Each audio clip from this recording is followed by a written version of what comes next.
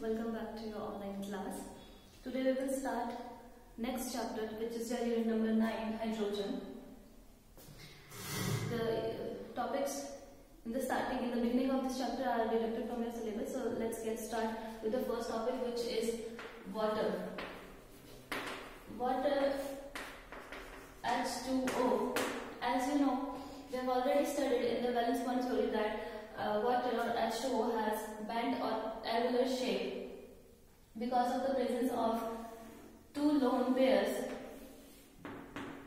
which distort its symmetry from regular geometry and causes it to bend, and its symmetry is thus called bent or regular geometry. Now, due to the presence of these two lone pairs, the bond angle also reduced. It is about 104 degree.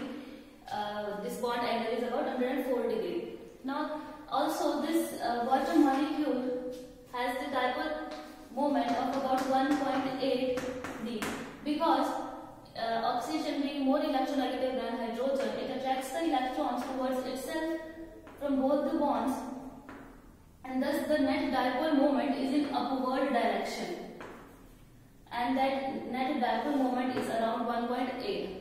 The electronegativity of oxygen is 3.5 and hydrogen is around 2.1. Because of the difference between these two electronegativities, the electrons of this bond are attracted more towards the oxygen atom. This was the structure of water.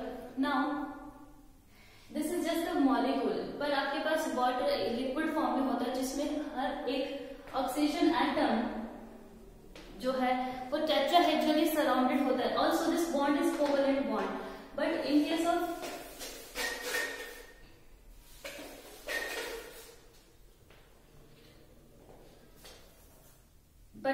when we consider the liquid state, this oxygen is bonded with two covalent bonds, and other two bonds are formed with the hydrogen atom of other two water molecules. These two interactions, that is the hydrogen bond, thus the water molecule has strong tendency to form hydrogen bond, and thus it is in a liquid state. And but this is not the case when we have ice. Ice के case में जो आपके पास structure होता है वो cage like structure होता है. ऐसे स्ट्रक्चर्स बनते हैं उसमें, ऐसे वेकेंट साइट्स बनती हैं. These are your vacant sites. In vacant sites की वजह से आपके पास जो आइस है उसकी डेंसिटी कम हो जाती है एज कम्पेयर टू वाटर. जैसे जब आपकी आइस मेल्ट होना शुरू करती है, the water molecule starts to enter these vacant sites, और वो उसकी डेंसिटी थोड़ी थोड़ी इंक्रीज होनी शुरू होती है, और 4 डिग्री सेल्सियस पर मैक्सिमम डेंसिटी होती है वाटर की. ऐसे ही कुछ फिजिकल प्रॉपर्टीज हैं आपकी वाटर के, वो बहुत ही जनरल है. Again one of the property is 4 degree Celsius पर इसकी डेंसिटी मैक्सिमम होती है, which is 1. Then we have chemical properties. Chemical properties में water being very stable and universal solvent under a variety of chemical reactions. Firstly, we have stability. Stability water के case में बहुत high होती है. Water easily dissociate नहीं होता अपने elementary components में. Water लेकिन इलेक्ट्रोलिसिस करवाने पर, जब इसमें इलेक्ट्रिसिटी पास करवाई जाए, अगर इलेक्ट्रोलिसिस पर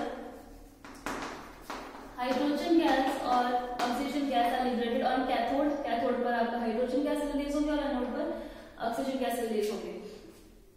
बट नॉर्मली बहुत हाई टेम्परेचर तक भी वाटर बहुत ज्यादा स्टेबल रहता है, ये अपने एलिमेंट्री कंपोनेंट्स में डिसोसिएट नहीं होता. सेकेंड इज योर एसिड और बेस के तौर पर ये दोनों एक्ट करता है. It also act as acid and also as a base, तो इसे एम्फोटेरिक कहा जाता है. वो इसीलिए क्योंकि इसका वाटर का सेल्फ आयनाइजेशन होता है H3O positive ion and OH negative ion. आपके पास जो वाटर है उसका सेल्फ आयनाइजेशन होता है. सेल्फ आयनाइजेशन का मतलब है ये आयन्स लेता है इलेक्ट्रोलिसिस पर. यूजुअली आप ये आयन H पॉजिटिव के तौर पर देखते हैं बाकी एसिड्स के केस में, but in case of water ये H पॉजिटिव के तौर पर नहीं एग्जिस्ट पॉजिटिव आयन के तौर पर एग्जिस्ट करता है, which is called hydronium ion, and this is your hydroxyl ion. Now, if water is taken with a strong acid, suppose we have acid HCl. HCl के साथ water will form H3O positive ion plus Cl negative. Thus, it acts as a base. But we have, in case we have a strong base like ammonia, in that case, water will act as an acid and it will produce NH4 positive ion, ammonium ion and OH negative ion. In that case, it acts as an acid. And again, because it is also an amphoteric in nature, that is, it acts as an acid as well as base. It also has properties of oxidizing as well as reducing agent के तौर पर water को use किया जाता है। और इसके साथ बहुत सारी रिएक्शन जो हाइड्रोलिसिस की रिएक्शन होती है वो ऑब्वियसली वाटर के साथ ही होती है। ये बहुत ही कॉमन रिएक्शंस है and you can go through this reactions. Next topic is your, this was your hydro water, but in case आपके पास H2O की जगह D2O हो, it is called your heavy water. Heavy water, इसकी discovery की गई थी यूरे के द्वारा। All the reactions of heavy water are similar to the normal water. D2O भी similar reactions देता है जैसे H2O देता है, बट थोड़ा सा डिफरेंस क्या आता है कि आपके पास heavy water के केस में जो reactions होगी that are slightly slower as compared to H2O. Metal के साथ suppose we have a reactive metal like sodium, D2O के साथ फॉर्म कर लेगा मेटल हाइड्रोक्साइड, जो कि आपके पास वाटर भी फॉर्म करता है। ये सिमिलर रिएक्शन वाटर के साथ भी होती है। अगर H2O होता तो ऑलमोस्ट सारी रिएक्शन सिमिलर ही होती हैं जैसे वाटर के साथ होती है। यहाँ पे फर्क क्या आता है कि हाइड्रोजन की जगह आपके पास उसका आइसोटोप होता है, that is deuterium. Because of that इसे हैवी वाटर कहा जाता है। हैवी वाटर इसलिए क्योंकि इसका जो मॉलिक्यूलर मास है इट इज ग्रेटर देन जो atomic mass of deuterium is greater than hydrogen, so it is called heavy water.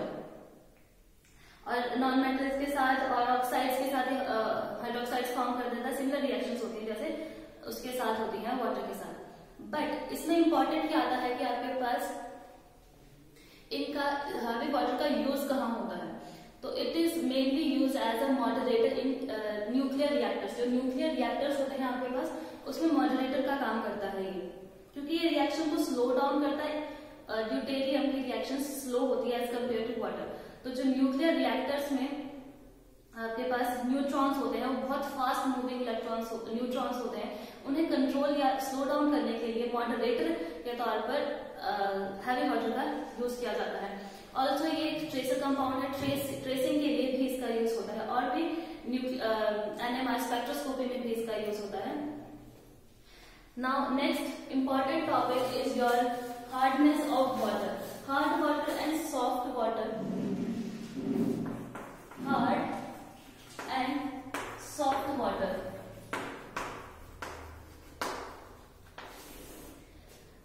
ये हार्ड एंड सॉफ्ट वाटर ऐसे आप टच से नहीं बता सकते। It is because of the एक प्रॉपर्टी है सोप के साथ ये कैसे एक्ट करते हैं उसकी बेसिस पर कैटेगराइज किया जाता है कि वाटर आपका सॉफ्ट होगा या हार्ड होगा।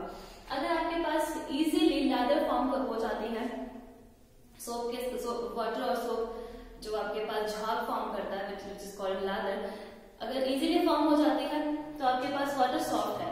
इन केस आपके पास बहुत टाइम वाले या बहुत कम अमाउंट में लैदर फॉर्म होती है, it is your hard water. अब ये what is the cause of hardness? It is mainly because of the presence, जो hardness है, it is because of the presence of some ions, calcium और magnesium। ये cations present होंगे उसमें, उसके chlorides या बाइकार्बोनेट्स या फिर सल्फेट्स भी। सल्फेट्स कैल्शियम और मैग्नीशियम के क्लोराइड्स या बाइकार्बोनेट्स या फिर सल्फेट्स की प्रेजेंस की वजह आपका जो वाटर है वो हार्ड हो जाता है।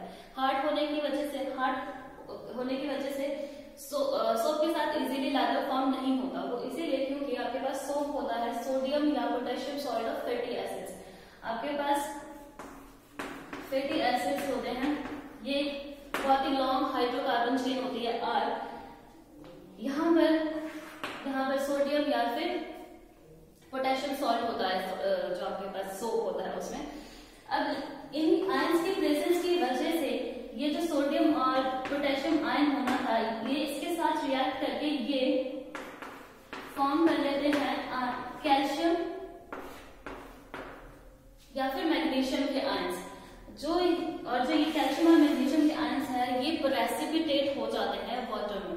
जो आपके पास कई बार ऐसा होता है कि पानी में नीचे व्हाइट इकट्ठा होना शुरू हो जाता है, झाग नहीं बनती पर वो प्रेसिपिटेट फॉर्म होना शुरू हो जाता है, वो यही होता है कैल्शियम या मैग्नीशियम के, जिसकी वजह से सोप जो है लादर या फिर झाग नहीं दे पाता, और इसीलिए हम कहते हैं सोप जो है जो वाटर है वो हार्ड है। अब आता है मेथड कि ये जो हार्डनेस है, ये प्रॉब्लम क्या होती है इसकी वजह से। इसकी वजह से मेनली प्रॉब्लम होती है कि आपके जो पाइप्स होती हैं, वाटर टैप्स होते हैं, उसमें ये जमना शुरू हो जाता है, या जो बॉयलर्स होते हैं, वाटर हीटर्स होते हैं, बॉयलर्स होते हैं, उनमें भी ये उसके अंदर ये जमना शुरू हो जाता है, व्हाइट कलर का कास्ट जमना शुरू हो जाता है, और वो जो मशीन्स की फंक्शनिंग है उसको खराब कर देता है। इसीलिए ये इसे हटाना, वाटर की हार्डनेस को रिमूव करना बहुत जरूरी काम हो जाता है। तो removal of hardness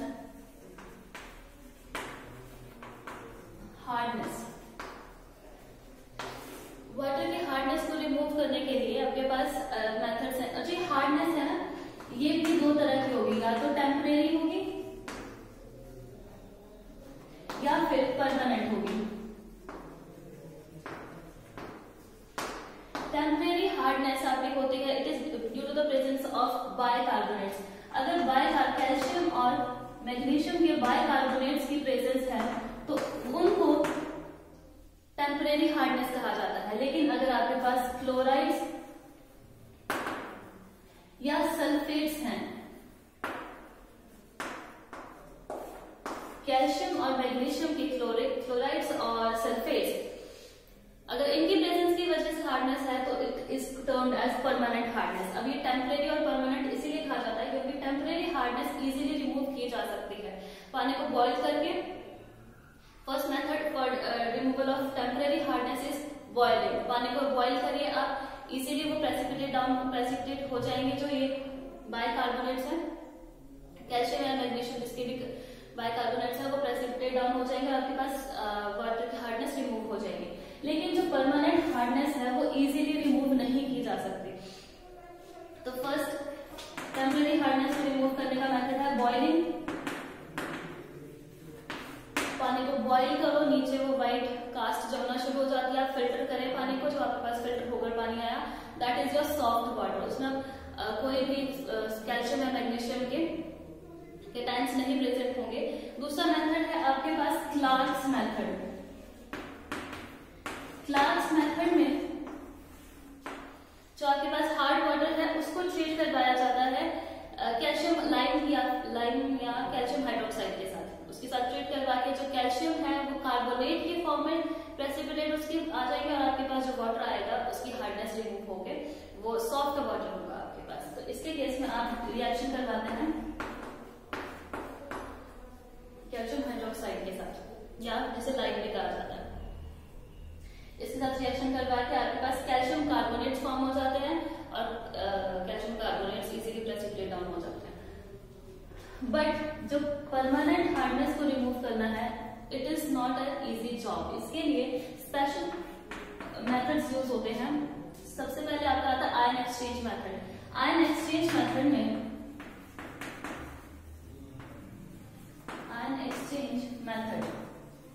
in this method the ions that causes the hardness are exchanged with another ions which are not that harmful. Suppose यहाँ पर कैल्शियम और मैग्नीशियम के आयंस को सोडियम या पोटेशियम के आयंस के साथ एक्सचेंज करवा दिया जाता है, और इनको एक्सचेंज करवाने के लिए आपके पास केमिकल सब्सटेंस यूज होते हैं जिन्हें कहा जाता है जियोलाइट्स। ये आपके पास जियोलाइट्स भी होते हैं और रेजिन्स भी होते हैं। इनके लार्ज स्केल में अगर आपको हार्डनेस को परमानेंट हार्डनेस को रिमूव करनी है तो उसके लिए आप या तो जियोलाइट्स का यूज करेंगे, जियोलाइट्स, या फिर रेजिन्स का यूज करेंगे। जियोलाइट्स आपके पास इनऑर्गेनिक केमिकल कंपाउंड्स होते हैं और रेजिन्स आपके पास ऑर्गेनिक सिंथेटिक आयन एक्सचेंजर्स होते हैं। इनका काम होता है बेसिकली, इन दोनों का काम होता है कि आपके जो हार्डनेस कॉजिंग आयंस हैं यानी कैल्शियम और मैग्नीशियम आयंस, इनको रिमूव कर देगा या एक्सचेंज कर देगा उन आयंस के साथ जो हार्डनेस कॉज नहीं करते। सोडियम कॉज नहीं करता, पोटेशियम कॉज नहीं करता, इनके साथ ये आयंस को एक्सचेंज कर देगा। और अगर आयंस एक्सचेंज होगा तो इजीली आपके पास जो वाटर रह जाएगा उसमें से हार्डनेस रिमूव हो गई, तो हेंस जो आपके पास वाटर रहा that is your soft water. इसी टॉपिक को हम डिटेल में करेंगे नेक्स्ट लेक्चर में। Till then do up to this topic. If you find any